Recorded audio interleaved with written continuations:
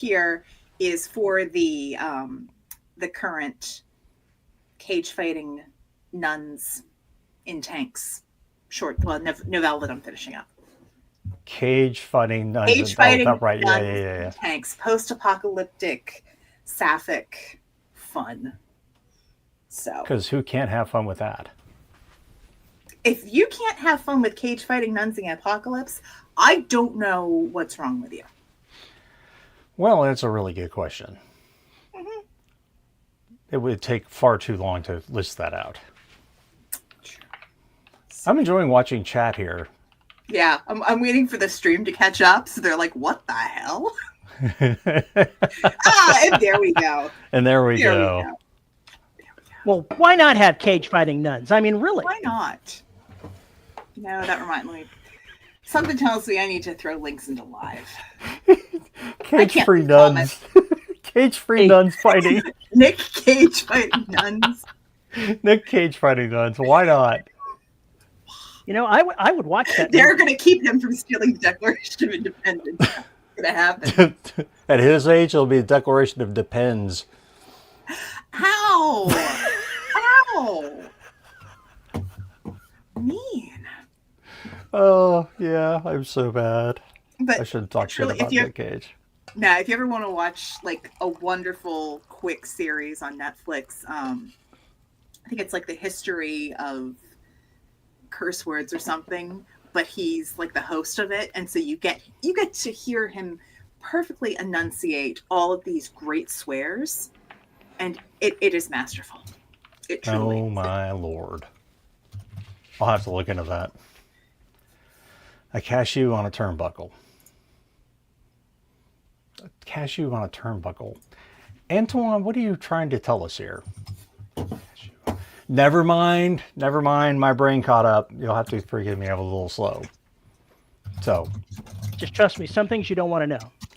Right. Some things shouldn't be said aloud. If you don't know them, then you are blissfully unaware. I'm not even going to try and dissect the irony of what's going on right now. Probably. Right. Well, I posted the link in live to explain where you can find cage fighting nuns of the apocalypse. Because it's a blatant promo for something else I'm narrating. So there. Hard to believe. I know, right? Shameless. So shameless. I know. Well, now that chat is caught up, I guess we can do the howdy, folks, and welcome to another episode of the Dead Robot Society. I am Paul E. Cooley. Joining me, as always, Veronica Jaguar and Mr. Terry Mixon. Howdy, ho, neighbors. Hi. This is, you changed your tag, and I didn't even notice. It's been a week. I went from absolutely nothing to...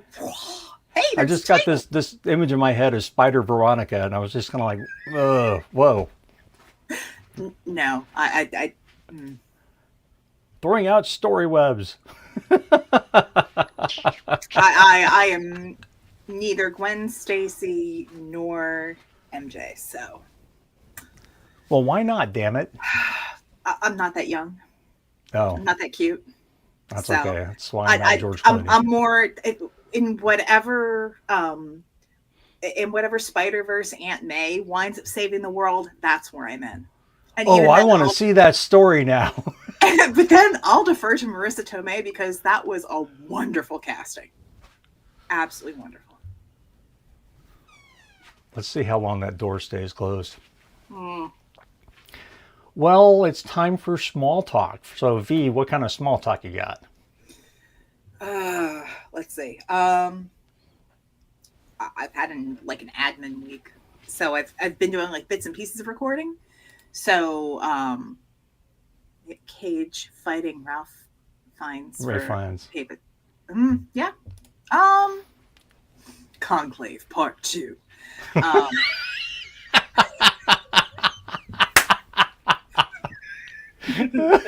One of those undergarments they wear called, I can't remember now. Oh, God. Not cassocks. No, cassocks. I'm talking about underneath that. I can't remember. Anyway, continue. now my brain's like gone 30 years back to parochial school, and I'm trying to remember things. Thanks for that. um,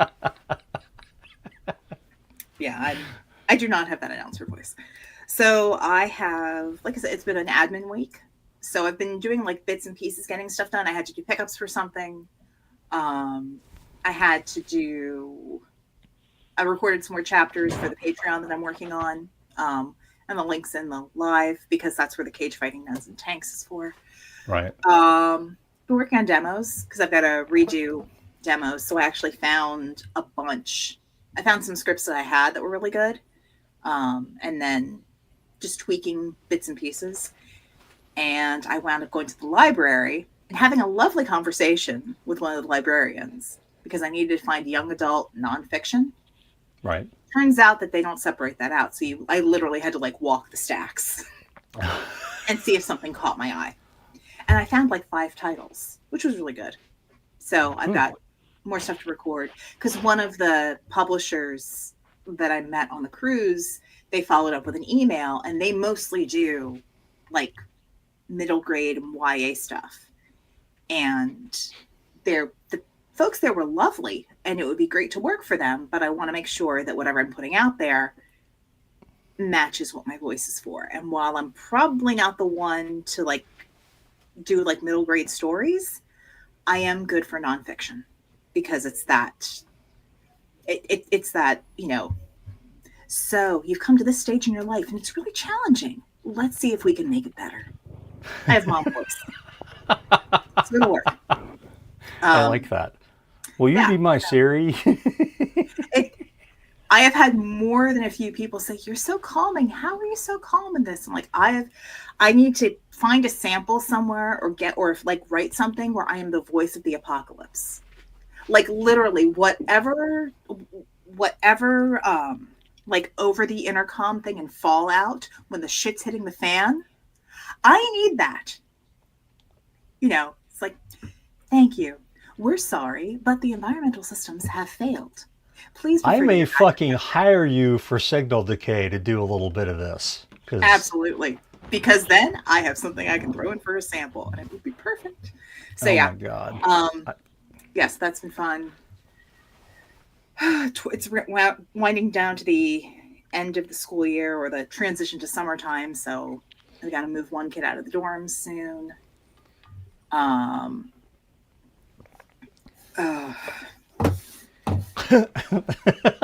Tim, what if you played Alanis Morissette as God? First of all, I would never be able to do the masterful portrayal that she did, because Dogma is one of my top 5 absolute favorite movies, for many reasons. And 2, I would rather like go like Metatron level. Like again, Alan Rickman, rest in peace. The man was amazing, and that was such an awesome role. But that's probably where I fit. Just calm with a teeny bit of snark. Who's teeny bit of snark? Yeah, I was about to say, who are we kidding? It's going to be a whole fuck ton of snark. So yeah, that's been me picking away on projects and working on narration and doing some, like, I guess, developmental reading, learning for myself. So I had a bunch of recommendations for books to read from coaches on the cruise. And so I have a stack of them. Some I bought, some I've checked out from the library, and I'm just going through. So yeah, that's what I've been doing. There's also gardening stuff, but nobody wants to hear about my garden and my fight with rabbits and weeds. Ants. I'm pretty sure ants are stealing the seeds from my spinach and my kale and my tomatoes and just a whole plot of whatever. And this is going to sound awful, and I don't care, but my summer squash is doing amazing. 30-second bomb. Somewhere. I just can't remember where. I am a 30-second bomb. You have discovered a 30-second bomb. A 28-second bomb. 26, 25. Yeah. We'll just hope it doesn't count 24. like my drill instructor when I arrived at basic training. He climbed on the bus, all of us there. He says, "You have 30 seconds to get off my bus. 30, 29, 16." What an asshole. That drill, doesn't that kind of go hand in hand? That's just crazy. So the inquiring minds want to know, Terry, what is the status of your bathroom? Oh, not done. Damn it. See, they had a little problem in that the hardware and the glass that they ordered for the shower came in the wrong size. Both the hardware and the glass. Oops. What the hell? I know, right? Do we not double check these things? Well, apparently the manufacturer didn't follow the instructions. At least that's the claim. We don't know the truth. That's the claim. So maybe by the end of this upcoming week, it'll be in, because they have to ship the hardware from California where they're made. So they sent the wrong ones. Awesome. Otherwise, there are a handful of little things that need to still be done that will most likely be done before the glass arrives. So once the shower is installed, that should be it. And that's a separate project than the upstairs windows. We don't call the upstairs window guy to finish the job until the bathrooms are done and we can release the cats. So he is on hold. So it doesn't count as their fault, because that's the way it is. Once we tell him he's go, he'll schedule us and it'll be 2 weeks out. More madness. Yes, but that's at least a 1-day job. Boom, they're in, they're on, they're done. Mm-hmm. I'm hearing a butt. No, there's no but. They installed all of the downstairs windows in 1 day, so I have absolutely no doubt they can do the upstairs. Oh, that's right. You already had this crew, so you're okay. Well, and finally you'll get near done. I know, right? I can hardly wait to have my own house back to myself. Then Donna can start putting things away, figure out where she wants to put stuff. Because you have all your nifty extra storage room. That's right. James says it is the year 2035. Terry is now marching across a war-torn America to get his glass and frame. You're goddamn right. I'm thinking like the Last of Us, except it's not seeking out refuge from zombies. It's seeking out bathroom fixtures. Oh, going to the wreckage of a home. Look at what I found. It's beautiful. Look at the faucet. Look at it. The filigree on this. It's magnificent. Oh my Lord. Totally worth walking 6,000 miles to acquire. Okay, James, that's terrible. The Glass of Us, that's bad. That's great. That's fantastic. Shots fired. Rick Oh. says your We'll see how that 70-year-old works out. I Terry think I'm won't still be moving marching. around pretty good, so I don't know. And the last time I saw Rick, his knees were looking a little iffy, so I don't know about that. Who's going to get those bionic legs first? Oh, wow. It's going to be a good show. Yeah, I can tell already. Yeah, Rick says, hey, I can still run a 5K. We're talking in the same day, pal. We're not talking over a spread of a week here. Oh. Ooh. That just means you're in worse shape than I am, pal. JR says, be nice, Rick. Terry is spry for a 90-year-old man and only getting younger. Aww. He loves me. Loathes you? Yes, he does. Creatively, I have gotten back to work on the novel. Haven't made a whole lot of progress, but now I'm down to 30 days to turn in. So time to get down to grip. Yeah, no shit. Yeesh. Didn't you release a book since the last time we all chatted? Yeah, that's right. It came out, last Sunday. So we'll see how well that does. It seems like its ranking was holding up there. I haven't looked at the review things. They were like at an average of 4.6 the day or two after. So apparently people like it. It's always nice when people like your books instead of go, this is a piece of garbage. I wouldn't feed it to my dog. Yes, they like you. They really like you. Look, even I've never got a comment that hard. Man, just looking up at the tabs on my browser, it makes you wonder, somebody could come in afterwards if I just drop dead and go, why is he looking at these things? Yeah, why are all these disparate things up there? One of these things says, how big is a rat? The other says, weight of a rat. I could make a Brad Marchand joke here, but very few people would get it. And the reason I had these things up, the reason I had these up here was he's 5'10", by the way. I see. He's a little shit. The reason I have these sort of things on here is I was looking at building a handheld device for my Traveler game, and the smallest robot size that I can use for the robot building materials is size 1, which is equivalent to the size of a rat. And I'm like, okay, what does that actually mean? So I was trying to figure out whether a handheld computer like a cell phone would be in that range, and I think it would be. So, But still, just looking up here going, yeah, that looks really weird sitting up on my browser.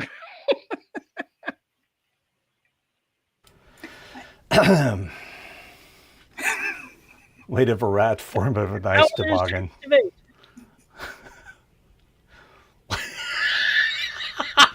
Tim says Marchand, like the box in Hellraiser. No. It's a hockey playoff thing. He's on your team. Yes, I know. And my team throws rats on the ice when we win, so we're not throwing them today. Anyway, yeah, it's the rats, but it's up to 4.7. They really do like me. Good deal. Rick, really? Puck Razor, really? We're gonna go there. Well, let's see. What have I been up to this week? Taking care of a lot of family shit. A lot of things have happened in the last 48 hours, let alone the 72 previous to that. So I've been dealing with some family stuff with parents and others. So it's been a rough week. I haven't gotten shit done. I recorded 3 chapters of Oceania, got 2 of them edited, got the podcast out, and managed to get all of that done pretty much between the hours of like 4 a.m. and 10. So I was able to get that stuff done, but I've got another chapter that needs to be edited, and I need to get a lot more chapters recorded.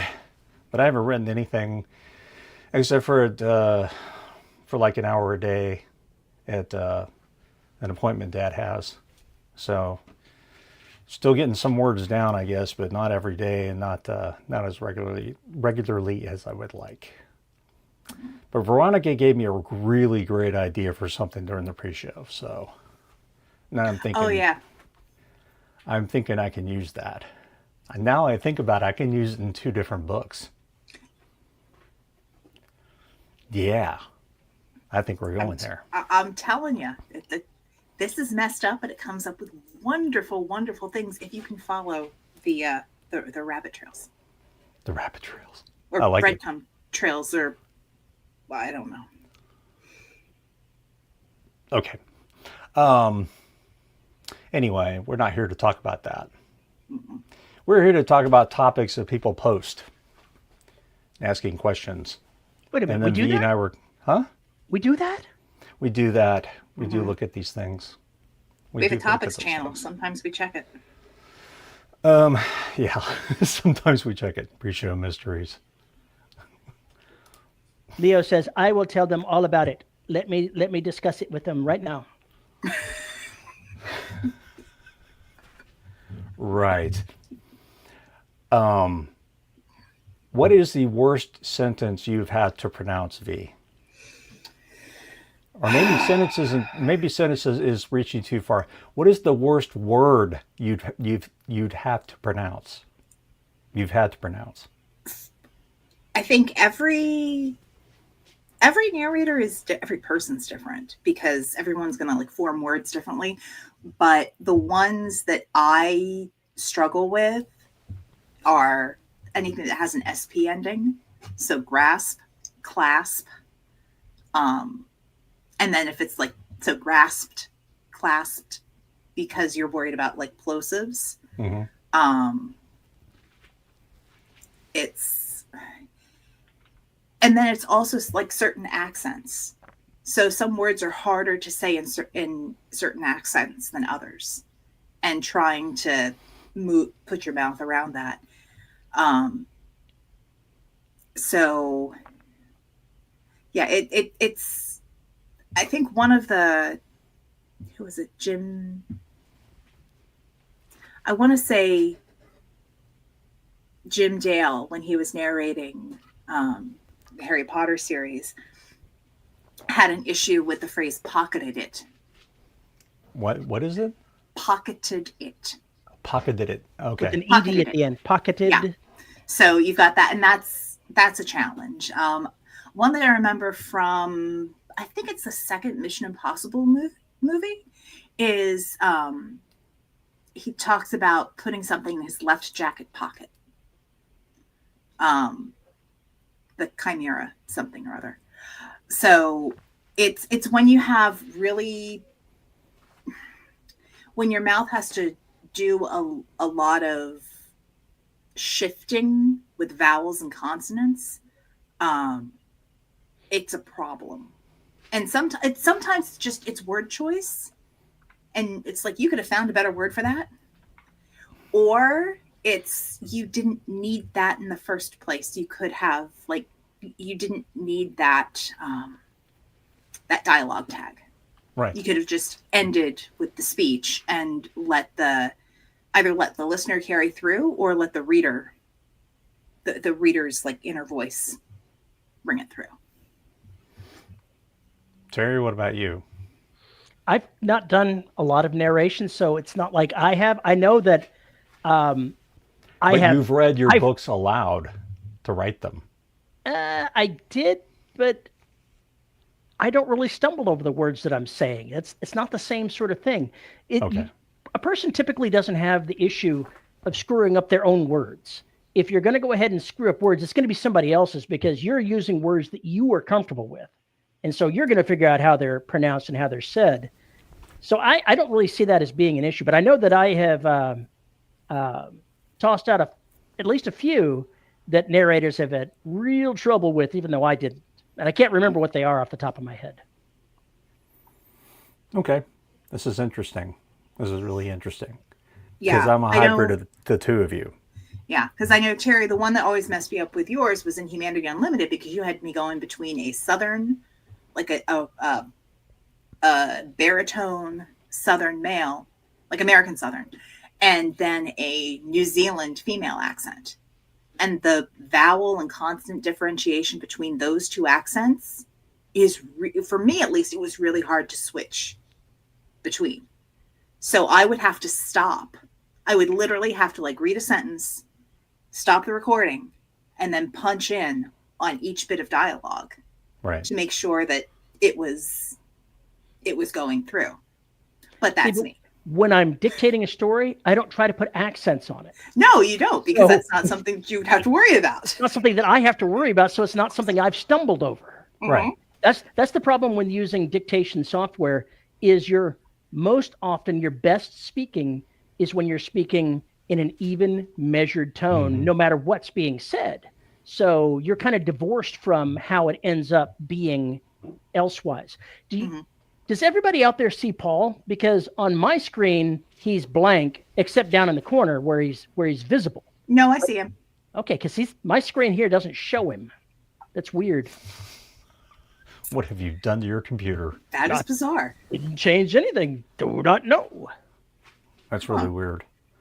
What I was going to say is that because I am narrating the stories, I will sometimes stumble across a phrase that either rhymes, and it rhymed in my head okay, but then when you read it aloud, you realize it does not. And the other one is, you pick a phrase that you have no earthly chance of pronouncing. It looks good, but you have no idea how you're going to pronounce that. And you practice it and you still suck.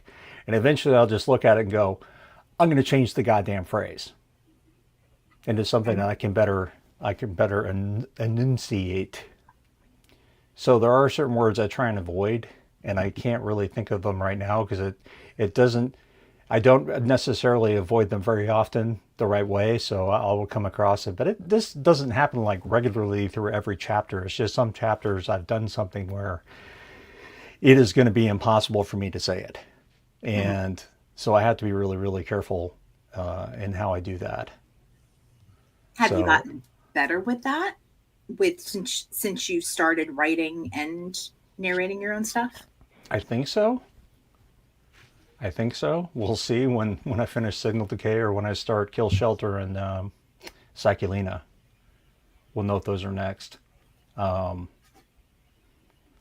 It's just really, I think it really just depends on what the story is. But I guess what this shows you is we have three different opinions and three different ways of dealing with it, in a way, of how to do it. Which is one, to drop like dialogue tags, for instance. He said sheepishly. I know I cannot say that right because there's just too many fucking syllables together. I had to avoid that shit. I drop it. And if I see a he said, she said in the middle, like Veronica was saying, if you have a dialogue going, at some point you have to figure out a way to get somebody to scratch their chin so you can call them by name before they start, or give a descriptor of what they look like before you give the dialogue tag. And then guess what? You don't need the dialogue tag. And I've gone through and dropped he says and she says because I'm counting on my accents to cover it and my timbre of voice to cover it.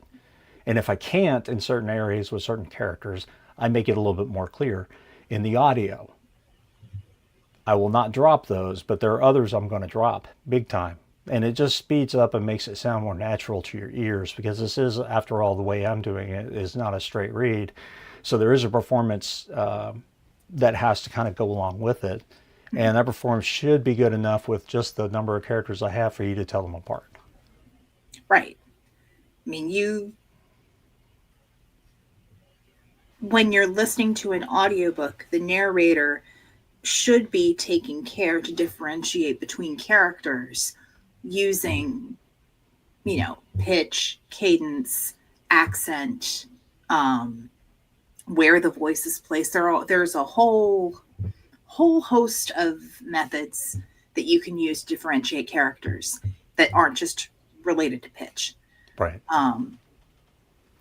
And I mean, I would love to be able to drop certain words in scripts, but I can't, because I have to narrate exactly what is on the page. Yeah. So sometimes if you got someone who leaves a he said, she said, they said, it's an oral throwaway.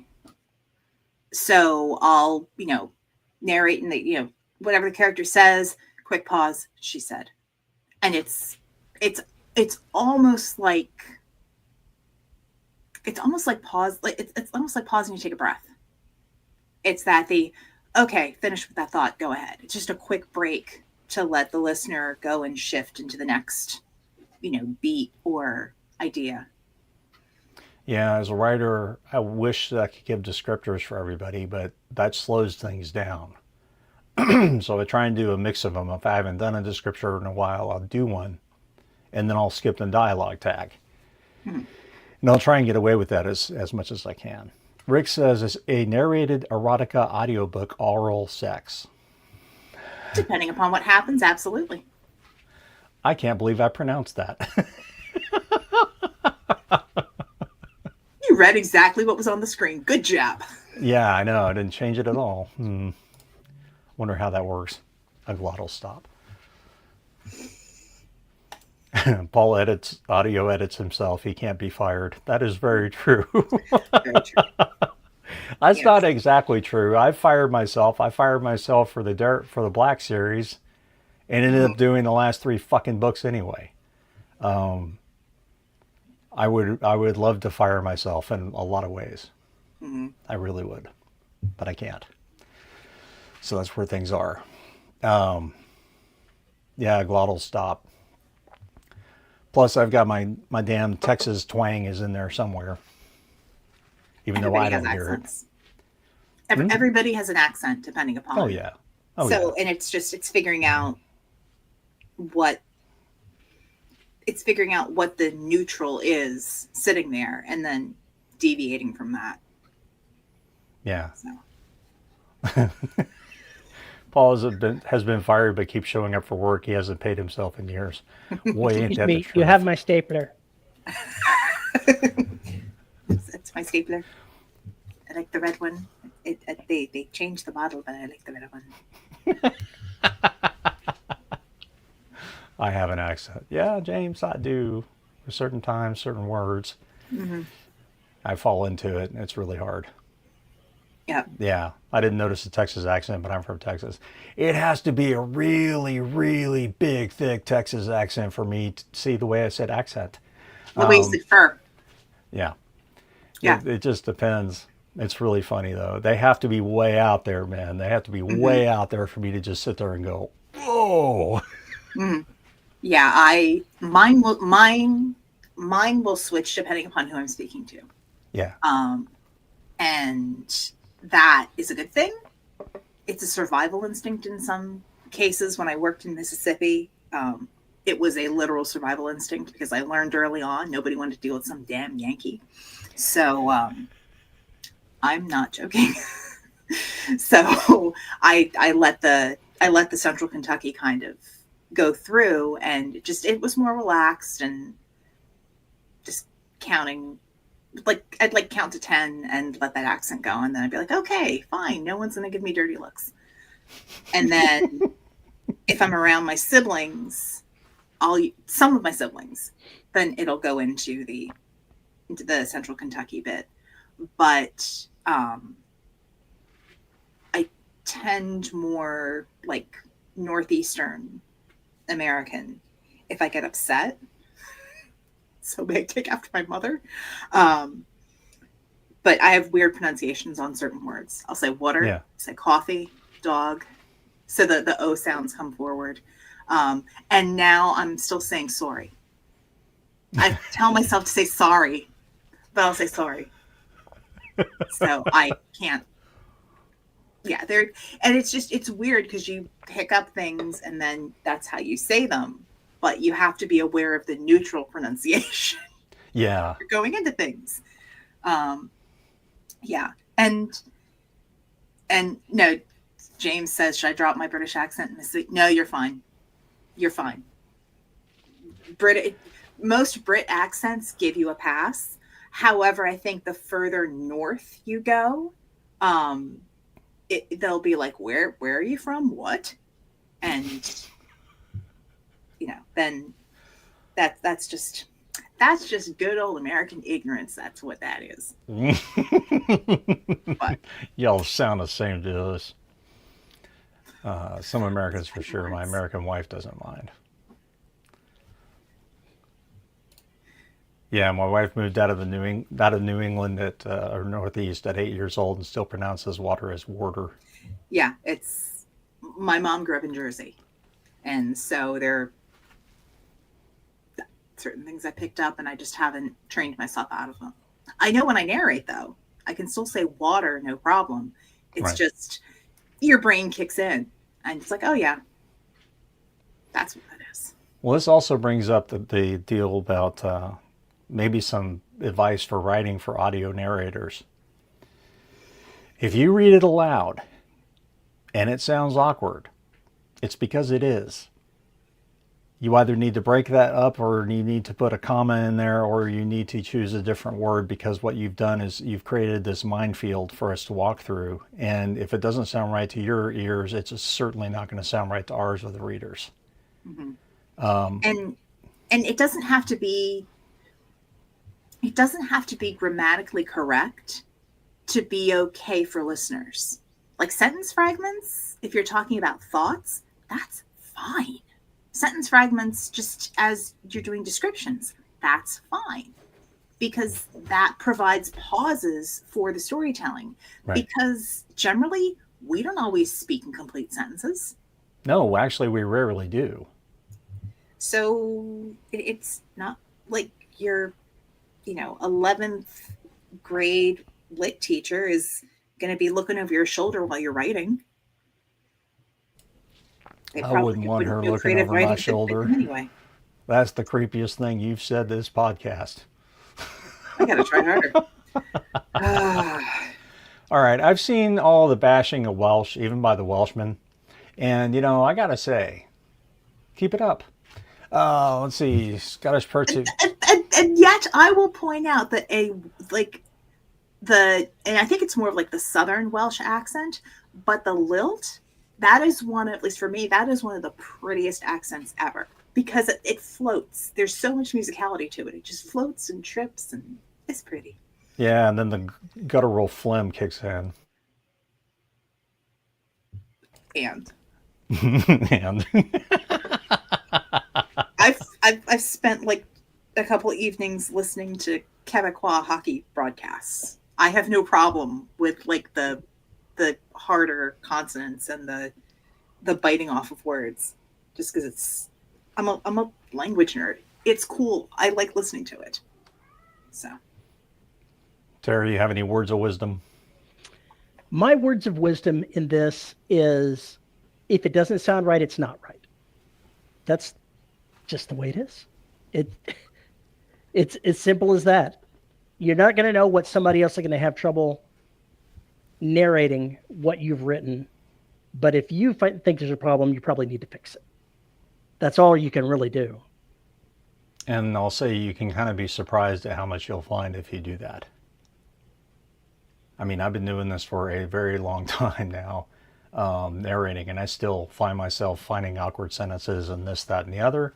And I've been writing a long time, and I still find myself doing it. It just happens. And part of the editing process is getting rid of those.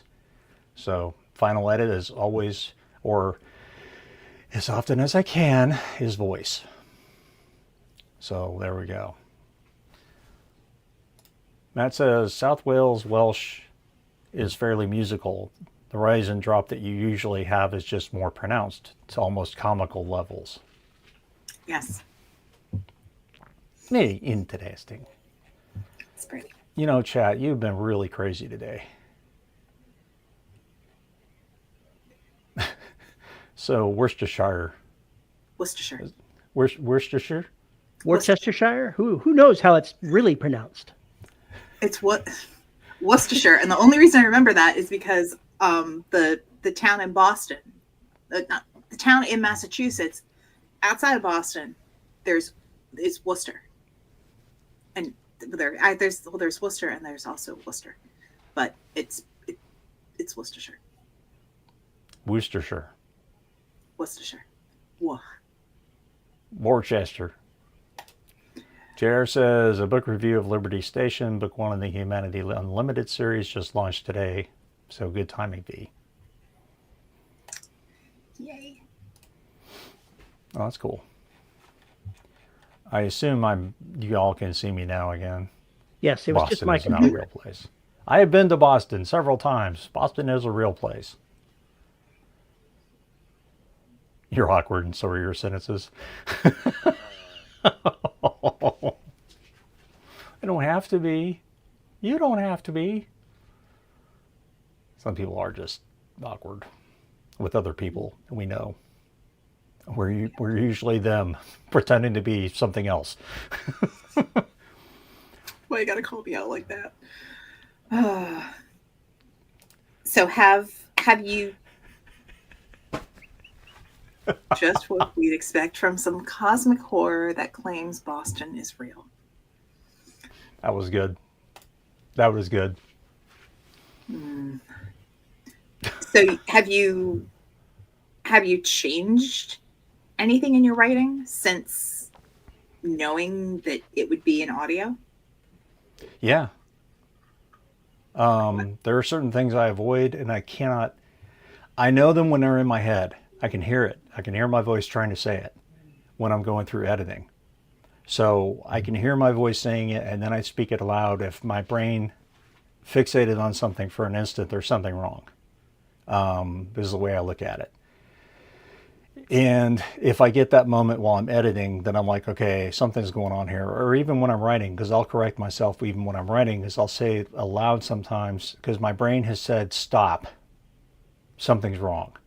And then I end up in going back and fixing that sentence or that phrase. And then when I hear it again, when I'm actually speaking it rather, I can usually tell that that was something I fixed because my mind remembers when it was broken. Mhm. And so I get another chance to do a check on it. I'm not infallible. I'm going to miss a few. But it does really, really, really help. But you have to do that by experience. You have to learn that by experience and being cognizant of it. I just wanted to bring that up because people often ask about what narrators need to do to talk to writers. But these things are things the writer needs to think about if they're going to be an audio. That name may sound really cool in your head. It may sound Oh, like dear Lord. absolute dog shit when you try and say it out loud. So Yeah. And that's if you're coming up with odd names and places, especially for fantasy, sci-fi, keep a list of those words and how you would those names and places and how you would like them to be pronounced. If you're putting apostrophes in there, make sure they make sense. If you're going to do something cute and use a bunch of Y's and K's and X's, don't. I'm not saying don't, I am. but think about how that's going to sound aloud. Think about how that's going to sound in the reader's head. Well, that's the thing. Certain words, the way something looks on a page is not going to match what's in somebody's head. And so be prepared to provide a pronunciation guide. Because trust me, have a project and I had to get a pronunciation guide for over 100 words for names and places.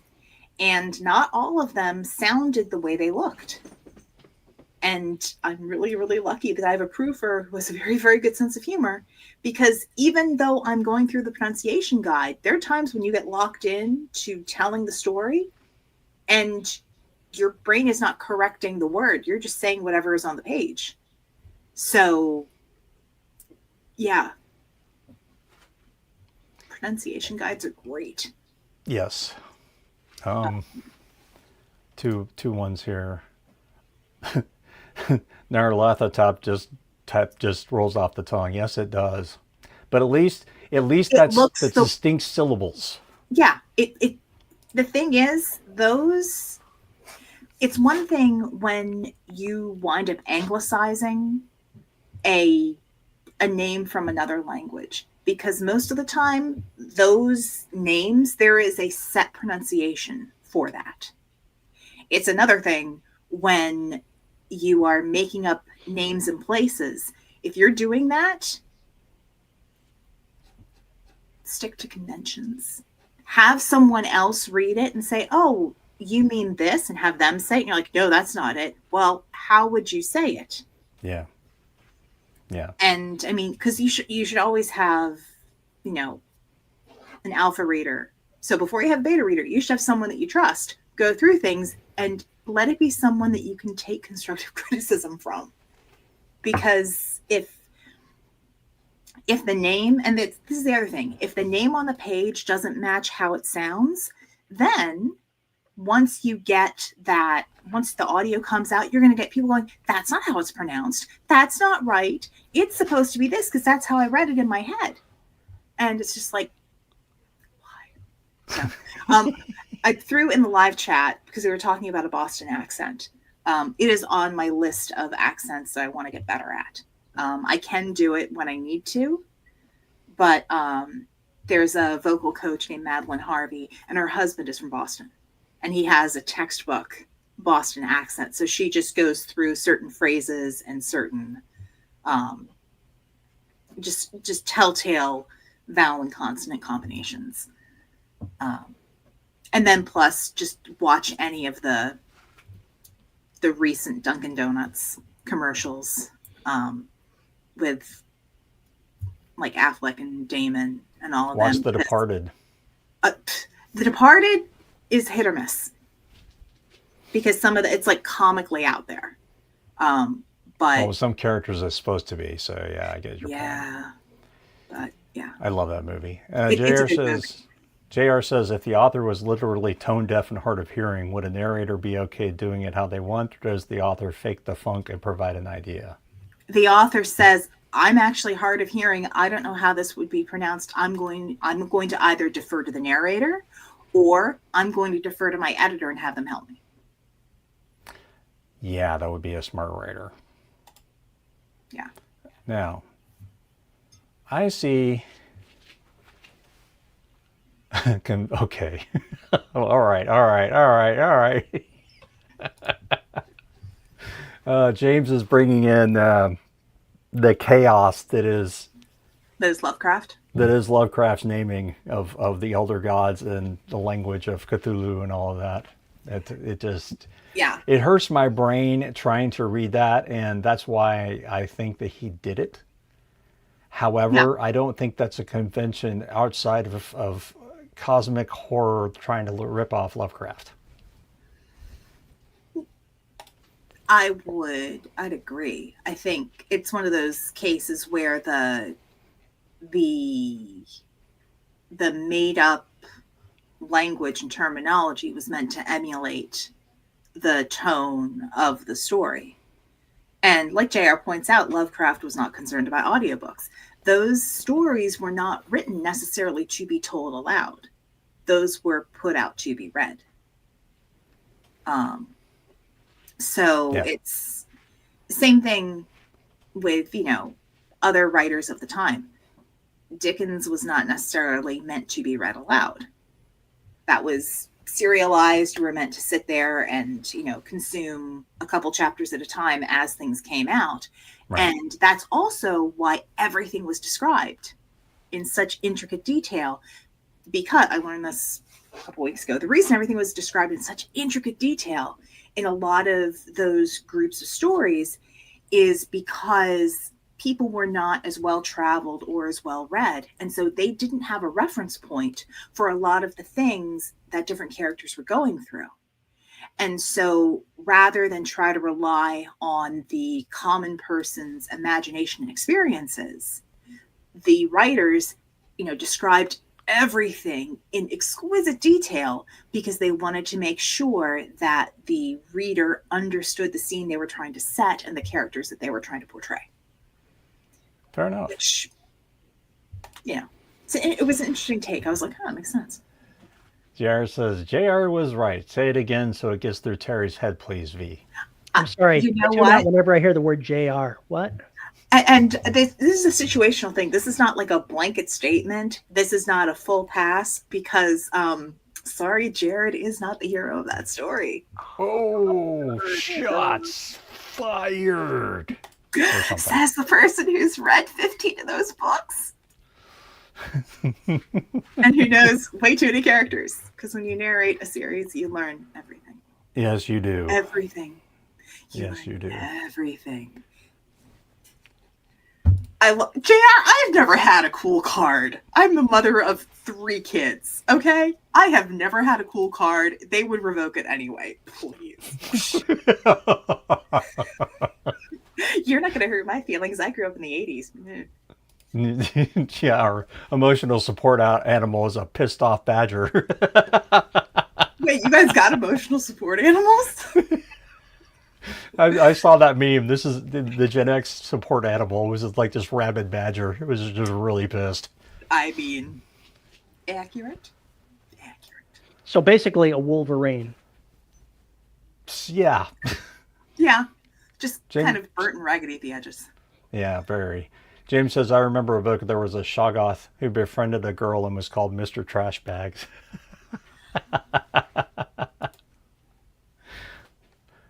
Okay. No, Furby. Damn it. You people They're screwing everything up. Xander says, wasn't y'all support animals Furbies? No. No, that's a millennial support animal. So that's more like your kids who were born in I say kids, people who were born in like 85 and beyond. Because I know my brother and my younger siblings, they had a Furby. I actually brought it back from my parents' basement because I thought one of my kids wanted to take it apart. And did they take it apart? I don't know. I think it's in my son's room somewhere. He might be frightened of it. Tim says, I have an emotional support Shoggoth. Oh, God. Feline War is breaking out behind me. You completely forget the series. That does sound funny. Yeah. Huh. Never had a Furby, so pretty sure it's an old person thing. Ow. What about Tamagotchi? Tamagotchis were also later. A little. I was in college when that shit came out, I think. Yeah, that was a little. That would have been. That would have been probably around my brother's. My brother and I are 10 years apart, so I think that would have been more his thing than mine. You had pet rocks. Why don't more people get pet rocks? I mean, they're cheap. They don't tear up their furniture. They don't make a mess in the house. You know, seems like the perfect pet. Erosion. My pet rock ran away. It was so sad. It's more like it rolled away. Rolled away. That works too. I guess we better try and get stuff an entire genre into just a few seconds. Now that we have. We can't wait for After Dark. Darn it. Oh, that's true. We could. Or Emmy is going to go into After Dark. Let's face it. Well, this is very true. True. We will now delve into dark, romantic, erotic comedy. Wow. I'm sure that's a thing. It probably is. I think you forgot to put romantic comedy in there. I had romantic in there. Oh, you said dark yeah. Oh, I missed it. Okay. Yeah, I said dark, romantic, erotic comedy is what I'd said. V, help me out here. I'm ignorant. Okay. What in the fucking hell is dark romance? Okay. So dark romance refers to a subset of romance that deals with, they're usually heavier themes. The stuff that's kind of a hallmark of it is there's usually dubious consent. So it winds up being, lines get blurred. And there's often a bigger power dynamic between the two or more parties involved. It's not, I mean, the subsets, there can be, I think one of the subsets is bully romance. So there's the idea, it's an extreme enemies to lovers thing. The whole bit of, oh, he teases you because he likes you. Yeah. It is popular because it allows it allows people to experience the emotions without necessarily having to get into it. I am not touching that with a 10-foot pole, Rick. Thank you very much. That would be historical romance. Historical bully romance. I don't know if there's historical dark romance. There probably is. Oh yeah, there probably is. Well, yeah. You know why it's bully romance with Teddy Roosevelt, right? Yeah. Yes. Bully. Yes. Okay. Just making sure. Enemies to enemy lovers, they're still enemies. They just fight differently. Yes, actually, that's basically it's a grudge fuck. I'm sorry. It's a grudge fuck. Yes. A grudge fuck. Yes, it often starts out that way.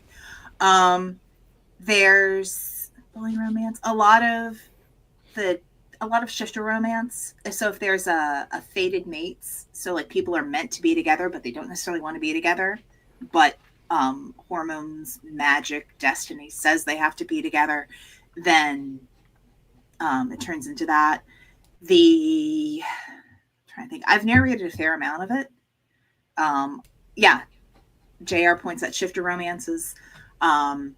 Shifter romances do often have dubious consent vibes. Some of it does go into non-consent. I generally don't narrate those. Not my jam.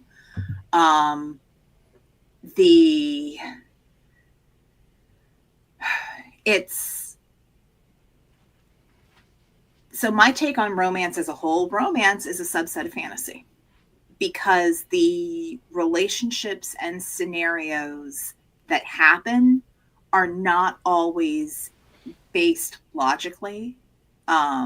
Stuff doesn't happen that fast or wrap up that cleanly. But dark romance takes a lot of that to an extreme. And that's often the type of stuff where you're going to find trigger warnings. Because, and people are going to go, oh my gosh, trigger warnings, why I have to be so, about it? Because you deserve to know the kind of book you're picking up. And because dark romance deals with themes that may be really, really traumatizing for some people, it's nice to know what you're getting into, because the covers aren't necessarily going to say that. No. And I've narrated shifter romances that have dubious consent, huge age gap, power dynamic challenges. And a lot of times I'm thinking, girl, what is wrong with you? Why? This is not healthy. So it's a portrayal of something that would go, hun, you're not going to call him back. We are going to go get coffee and we're going to have a talk why this relationship is not a good idea. Yeah, it's intervention time. Yeah. JR says, how far apart does it have to be to qualify as an age gap romance? The ones that I've seen or that I've narrated, you have someone who is in their early 20s and the partner is in their 40s. It's kind of been like a college student professor dynamic there, hence the power dynamic. Yeah. So Antoine asks what dubious consent is. It's not necessarily an enthusiastic verbal yes. And I'm trying to not get on a soapbox here as the parent of teenagers and, a woman of a certain age and a certain time. But, so it's, I guess, dubious consent, sometimes it could be construed in a book. I'm going to clarify this saying book, because only on a page, only in a book, if it's soapbox again. Right. So dark romance may have dubious consent in that it is not necessarily verbal consent. It may be nonverbal consent. It may be grudging consent. But it works in a very gray area. And it's not everyone's jam. Yeah, it's not. But for some people, it is. Antoine, oh shit, it's rough. Yes, it is. There is violence. What's the song? There's no sex in your violence. There's violence. Yeah, there's in no that. sex in your violence. This is sex. No, this is yes. It is. Furniture is broken. Clothes are torn. It's a thing. If it's consensual, that sounds like a good time. And sometimes by the end of the book, it is. But it sells. At the same time, the audience for it knows the lines that should not be crossed. And there have been a couple articles about it. So it's I would say definitely to, you know, there's plenty of stuff out there. Look it up for yourself. I can certainly recommend some of the stuff that I've narrated. It is not for everyone. I can recommend certain authors. Again, not for everyone, but they're good examples of that subset. Essentially, if you want to look up titles, a good place to start is bully romance, and that's often it's a good, yeah. Okay. Yeah. Well, So, good to know. yeah. Well, So our hour I can is. talk more about it later. I know, and we'll be doing that in about 10 minutes. Oh boy. We have to bring this to a close. We've been here for an hour. So if you'd like to send an email about this show, go to deadrobotsociety.com and punch the contact button and let us know something. Or you can leave a comment on either the YouTube episode or the podcast episode. Speaking of, we are on YouTube and we are live every Saturday at 3 p.m. except when we're not. So like and subscribe so you know when we're live. And you can find our Discord, join our Discord, hang out with a bunch of other weirdos, and that kind of thing. Links are in the show notes. And if you want to support the show, you can find us at patreon.com/DRS podcast and buymeacoffee.com/DRS podcast, where for as little as $1 a month, you get access to exclusive live shows like After Dark, which is coming up. I've already got the soundtrack in my head. It's very 80s. Movies that were on Beta Max. Oh, yeah, goodness. baby. I spell Astroglide. All right, on that note, we are out of here. Have a fantastic rest of the weekend. Thanks for hanging out with us. Hope you had fun.